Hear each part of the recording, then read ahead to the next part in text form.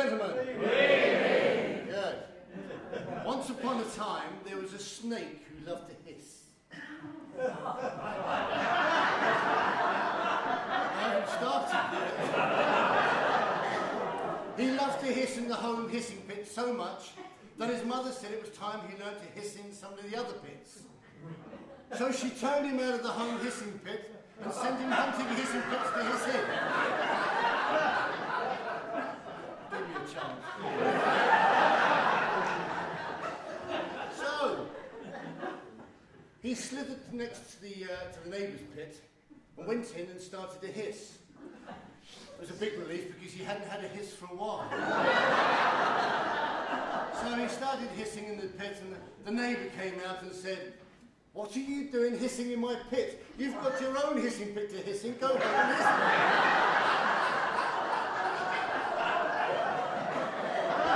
This is a serious monologue, ladies and gentlemen. Please, give him a chance.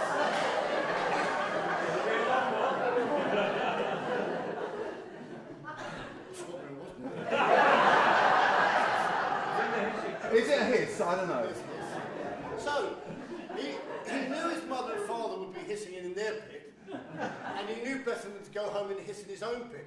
So he slithered across the road and came upon another pit and went in and hissed in it. He said to the other snakes, "Do you mind if I hiss in your pit?" They said, "Yes, we do mind you hissing in our pit. You've got your own pit to hiss in. Go home and hiss in it. We don't want to catch you hissing in our pit again." No, you shouldn't laugh. You imagine being a snake and not being allowed to hiss. You'd have a hiss before you came here, wouldn't you? Anyway, he slithered on to the pit of Mrs. Potts.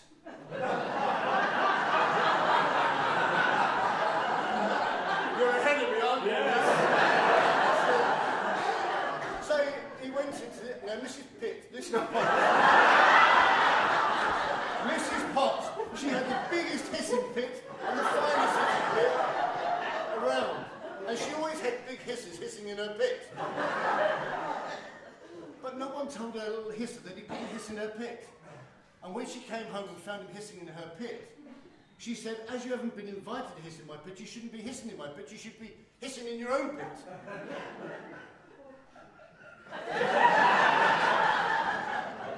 So, with that, he went back home and he told his mother what the other snakes had said. And they said that he shouldn't be hissing in their pit. He's got his own hissing pit to hiss in, he should go home and hiss in it and not get caught hissing in their pit again. But when he told his mother that Mrs. Potts, who had the finest hissing pit in the area, let me get to the punchline. She said,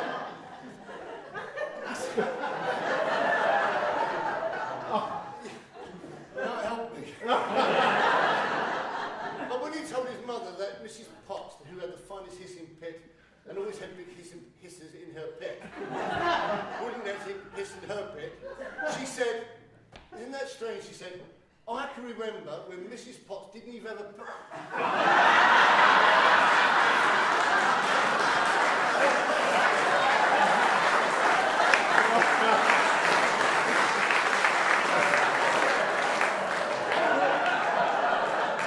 I will finish.